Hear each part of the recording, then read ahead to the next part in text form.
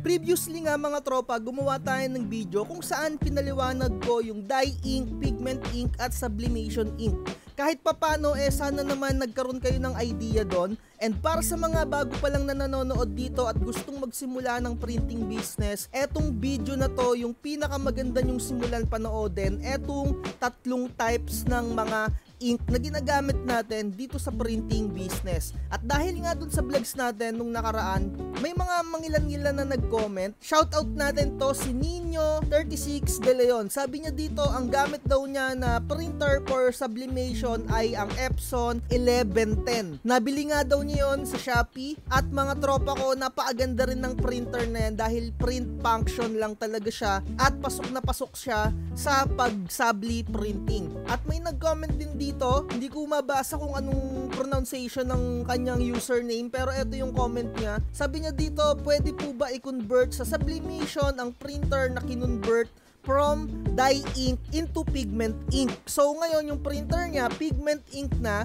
gusto niyang gawing sublimation, hindi daw ba masisira? Mga tropa, kung ganyan yung mga katanungan nyo, pwede nyo rin panoorin etong aking ginawang vlogs kung saan tinuro ko yung how to convert Epson printer into pigment ink or sublimation. Nandyan yung pinakakumpletong sagot. Pero anyway, eto ay konting recap na lang etong vlogs natin na to.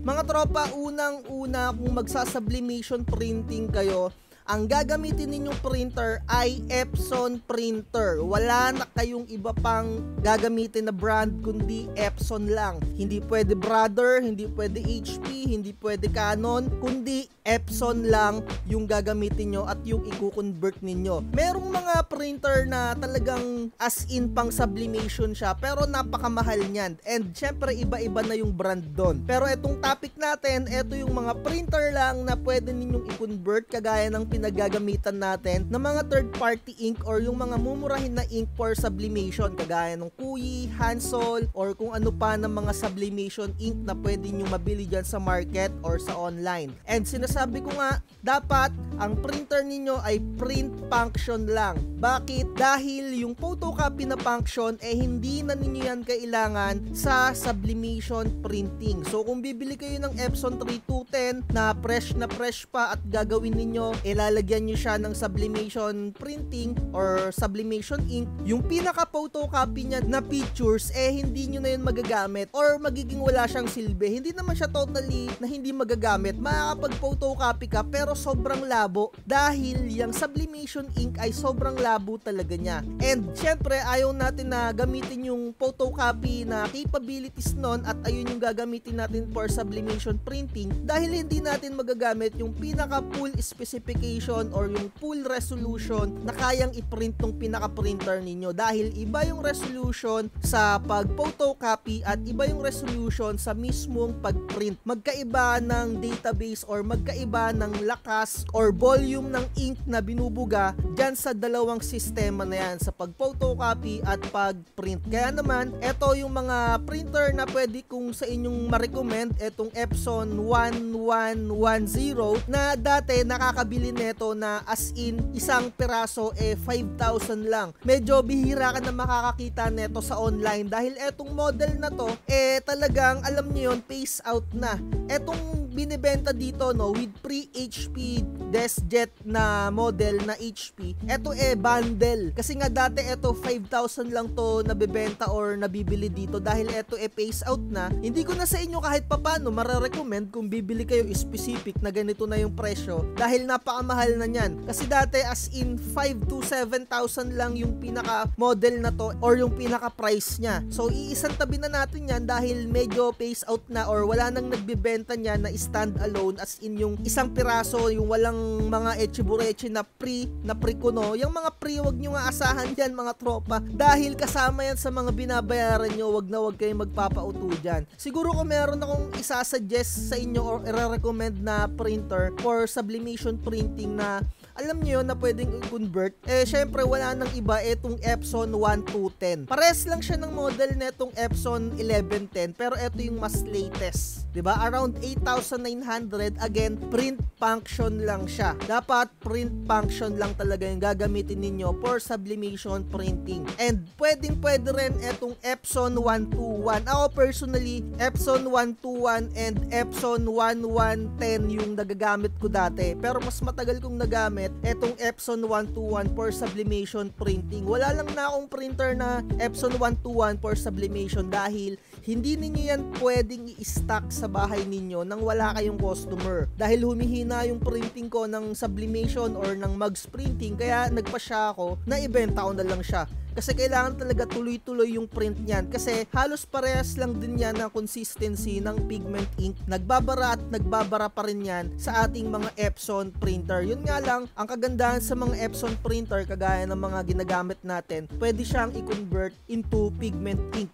As in, mas maganda siyang i-convert kung simula pa lang wala na siyang laman. As in, yung bago na binili mong printer, sasalinan mo na kagad siya ng sublimation. And kagaya nga netong katanungan nung isang nag-comment kung pwede pa daw i-convert kung pigment ink na siya, dating dye ink, kinonvert sa pigment, and pigment, i-convert niya sa sublimation, talagang medyo risky. Risky talaga yung pagko-convert niyan kasi dati na siyang merong another ink or dati na siyang pigment ink tapos isasublim mo. Kung medyo mali yung magiging process na gagawin mo, malamang sa malamang baka hindi mo makuha yung pinaka-quality nung print or yung pinaka-standard na output ng sublimation printing. Kaya sinasuggest ko talaga sa inyo, kung bago pa lang yung printer ninyo, mag-isip na kayo ng gagamitin ninyo na ink para hindi na kayo convert ng convert. Pero mga tropa, nasa sa inyo na yan kung i-risk ninyo or iti-take ninyo yung risk kung magko-convert kayo from one to another. Kagaya nga dito sa vlogs natin na ginawa ko dati 7 months ago or 1 year ago, na mayroon ako dito na topic,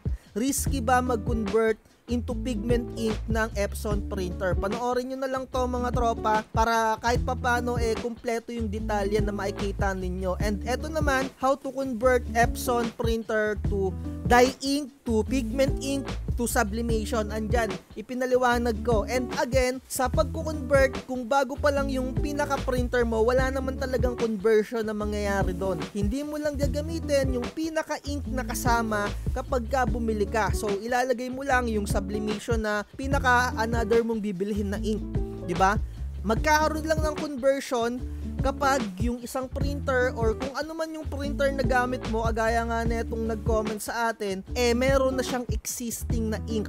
Dahil tatanggalin mo yung pinaka-ink na naka-install doon. Kung medyo maselan ka, 'di ba? Talagang lilinisin mo, gagamit ka ng cleaning solution, bubuguhan mo 'yan, or yung iba nga pinapalitan pa ng mismong hose, and yung pinaka-damper and yung pinaka-ink tank talagang nililinisan nila. Kung talagang medyo masinop ka, ganun yung gagawin mo. Pero kung medyo tinatamad-tamad ka, ang gagawin mo na lang dyan, hihigupan mo na lang ng pinaka-ink, or i-drain mo yung pinaka-ink. Kailangan mo talagang matanggal lahat ng ink na naka-install, mapa-dye ink yan, mapa-pigment ink yan, bago mo siya salinan ng sublimation ink. Kasi may mga nagko-comment din sa akin, hindi daw nila nakukuha yung pinaka-ink or yung pinaka-output. Dati daw silang naka-dye ink, tapos nag-convert sila into pigment ink. Ayan yung sinasabi ko sa inyo. Risky talaga mga tropa, kasi may mga nakasalang na dyan, and syempre, nagamit mo na yung printer into dye ink, tapos papalitan mo pa ng pigment ink, 'di ba?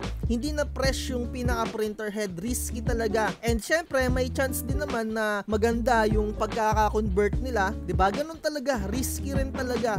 Kaya nasa sa inyo kung iti-take ninyo yung risk. Kasi yung iba dyan, alam ko, gusto nila na i-consume muna yung 2 years na warranty bago sila mag-convert into pigment, into subli. Pero kung i-convert nyo na kagad yung printer na yan, wala na kayong magiging problema pa. As in, nung umpisa pa lang, ayun na yung mismong pinaka-ink gagamitin mo hanggang katapusan. Pero hindi rin natin masisi kung yung mga ibang printer or yung ibang printer owner, ayun lang talaga yung printer na meron sila, nasa sa inyo na kung i-risk talaga ninyo yung printer. And ang sagot ko dito, dun sa nag-comment, pwede mo naman talaga siyang i-convert, pero nasa sayo yung risk, 'di ba? Kailangan ayusin mo siguro yung pagkakahigop or pagkaka-drain mismo, linisan mo ng pinaka-cleaning solution, yung damper, and siguro mas maganda palitan mo yung hose, 'di ba? Yung iba kasi talagang hinihigop lang, tapos pinapalitan, sinasalpakan na lang ulit ng ink. Yung iba naman, nagpa-power clean lang ng nagpa-power clean. Mga tropa,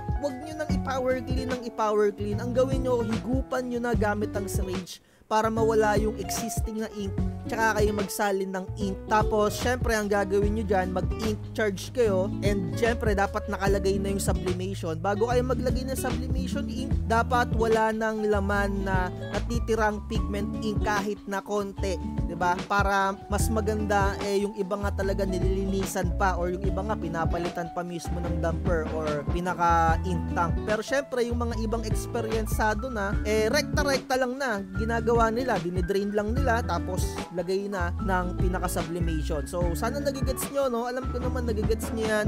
Para lang naman sa mga wala pang idea, panoorin nyo na lang to kung paano mag-convert at kung risky ba mag-convert. Ito yung mga title nyan, makikita nyo naman yan sa screen. At napakarami naman natin na mga upload dito, mag-browse na lang kayo ng mag-browse, diba? Kung may mga katanungan kayo, i-comment nyo lang sa ating comment section. And again, dito na natin tapusin yung vlogs natin. Message na lang kayo mga tropa kung gusto nyo mag-avail ng mga templates or Canva Pro or Photoshop sa ating Facebook page. At lagi ko sinasabi, wag na wag magpapauto. Bye. Huwag kang magpapauto, mag-isip ka sa pilian. Sa laro ng buhay, dama ang tampuhan. Di lahat ng nagpa-hype, siguradong totoo, sarili na